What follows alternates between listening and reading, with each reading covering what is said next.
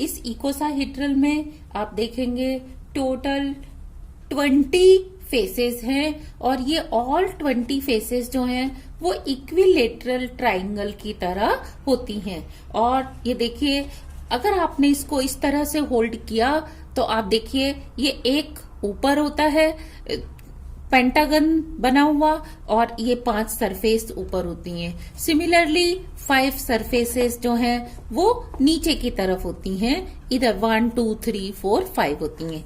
और अगर हम इस मिडिल लेयर की बात करें तो इसमें 10 ट्राइंगल्स होते हैं, 5 अपवर्ड डायरेक्शन में और 5 डाउनवर्ड डायरेक्शन में। तो ये हम देखते हैं 1 2 3 4 5 6 7 8 9 10, इस तरह से ये 10 होते हैं, 5 अपवर्ड और 5 डाउनवर्ड होते हैं। और हम इसमें जब हम देख रहे हैं कि इसमें टोटल 20 फेसेस हैं, 5 ऊपर 5 नीचे और 10 ये बीच में है, टोटल 20, इसीलिए इसका नाम होता है इकोसाहेड्रल। अब अगर हम इसके वर्टेक्स की बात करें तो ये एक वर्टेक्स ऊपर है, एक वर्टेक्स नीचे की तरफ है, 2 और ये 5 वर्टेक्स मिलके पेंटागन बना रहे हैं और ये नीचे वाले 5 वर्टेक्स मिलके एक और पेंटागन बना रहे हैं। और ये 5 वर्टेक्स और ये जो नीचे वाले 5 वर्टेक्स हैं ये स्टैगर्ड हैं, जैसे इसके सामने दूसरा वर्टेक्स नहीं है बल्कि 2 वर्टेक्स के बीच में ये एक वर्टेक्स है। इस तरीके से ये स्टैगर्ड फॉर्म में होता है। तो हम अगर बात करें कि इसमें वर्टेक्स कितने हैं तो वर्टेक्स 12 हैं, एक ऊपर एक नीचे, 5 इस पेंटागन में और 5 इस नीचे वाले पेंटागन में। और अगर हम एजेस की बात करें तो एजेस क्या है, ये देखो आप एक एज, 2 3 4 5 एजेस आप ऊपर देख पा रहे हैं, लेकिन साथ में 5 ये पेंटागन वाली एजेस भी हैं। तो ये आप इसके पास 10 एजेस टॉप साइड पे होती हैं, सिमिलरली 10 एजेस इसके बॉटम साइड पे होती है, 5 ऐसे वर्टिकल और ये 5 ये पेंटागन वाली, इस तरह से इसके पास 20 वर्टेक्स एजेस हो जाती हैं, 10 ऊपर और 10 नीचे। तो what about this middle zone? Middle zone में भी हम क्या देखते हैं कि यहाँ पे टोटल 10 है, 1 2 3 4, इस तरीके से इसमें हम देखेंगे 10 इस तरह से जो मिडिल जोन है, मिडिल जोन में भी 10 होती हैं। तो टोटल इसमें कितनी एजेस हो जाती हैं? 30, 10 टॉप साइड पे, 10 बॉटम साइड पे और 10 इसके मिडिल इसमें होती हैं। तो ये होता है इकोसाहेड्रल। अब अगर हम बात करें इसकी सिमेट्री एलिमेंट्स में, सबसे पहले हम देखेंगे इसमें C5 proper axis. C5 proper axis इस तरह से इसके एक वर्टेक्स से पास होती हुई इसके अपोजिट वर्टेक्स से बाहर आती है, तो ये इसकी हो जाती है C5 प्रॉपर एक्सिस। ये इसकी प्रिंसिपल एक्सिस भी होती है। अब ध्यान से अगर हम देखें तो ये जो इसकी C5 एक्सिस है, इसके रेस्पेक्ट में अगर हम इसको रोटेट करें तो हमें 5 टाइम इंडिस्टिंग्विशेबल कॉन्फ़िगरेशन या ओरिएंटेशन मिलता है। और इसकी यही एक्सिस कोलिनियर होती है S10 इम्प्रॉपर एक्सिस से।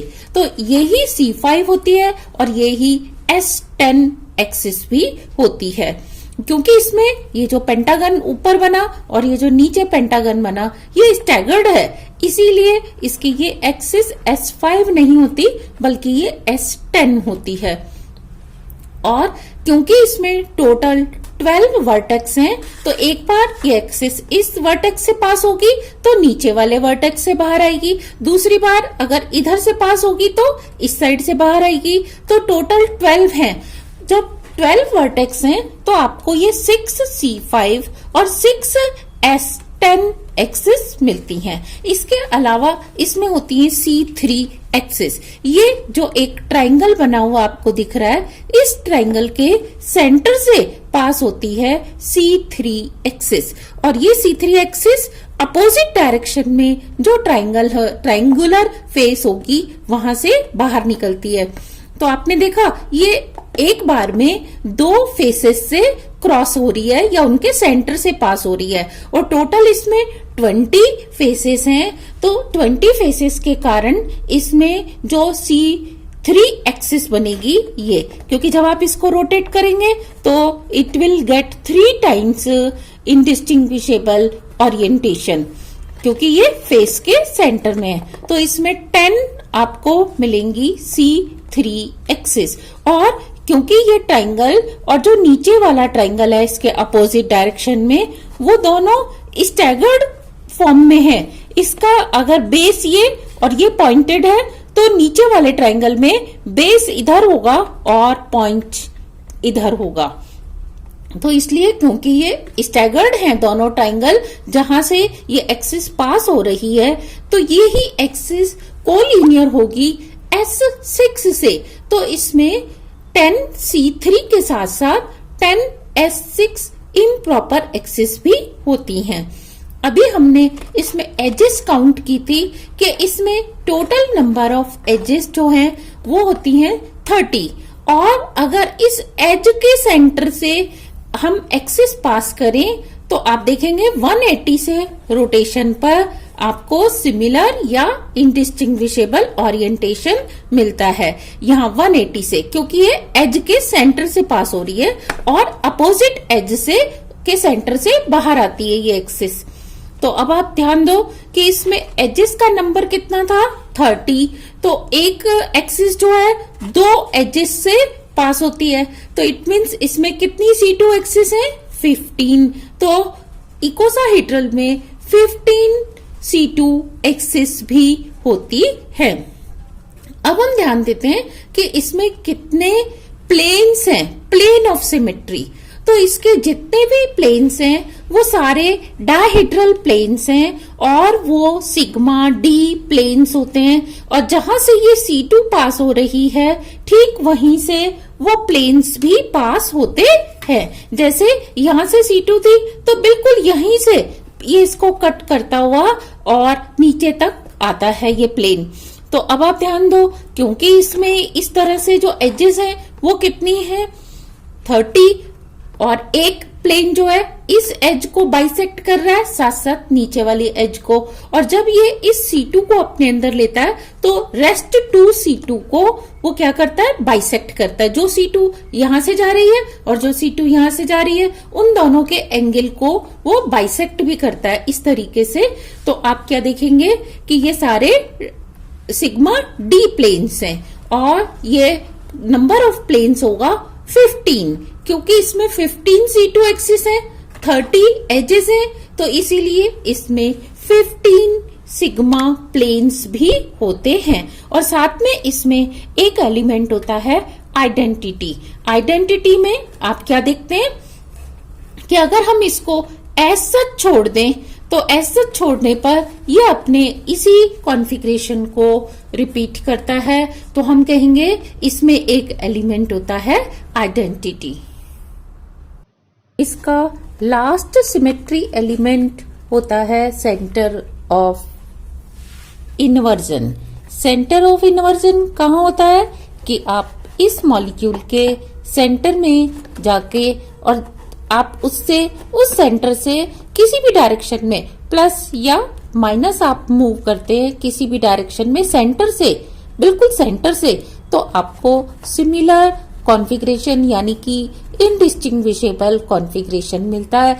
तो आप उस पॉइंट को कहते हैं सेंटर ऑफ इन्वर्जन। तो अगर हम इसको सम अप करना चाहें तो हम क्या देखते हैं कि जो वर्टेक्स है वो 12 है, तो जो एक्सिस वर्टेक्स से पास होंगी वो वर्टेक्स 12 है, तो 6 एक्सिस होंगी जो कि वर्टेक्स से पास होंगी और इन्हें हम बोलेंगे C5 और S10। सिमिलरली जो फेस के सेंटर से पास होगी एक्सिस वो C3 और S6 एक्सिस होगी और उनका नंबर होगा, क्योंकि इसमें 20 सरफेसेस हैं तो उनका नंबर होगा 10। और ये C3 एक्सिस कोलिनियर होगी S6 से, और जो इसकी एजेस हैं एजेस के सेंटर से जो एक्सिस पास होगी C2 होगी और उनका नंबर होगा 15। और जो प्लेन्स इसको यहां से कट करेंगे वो प्लेन्स का नंबर भी 15 ही होगा।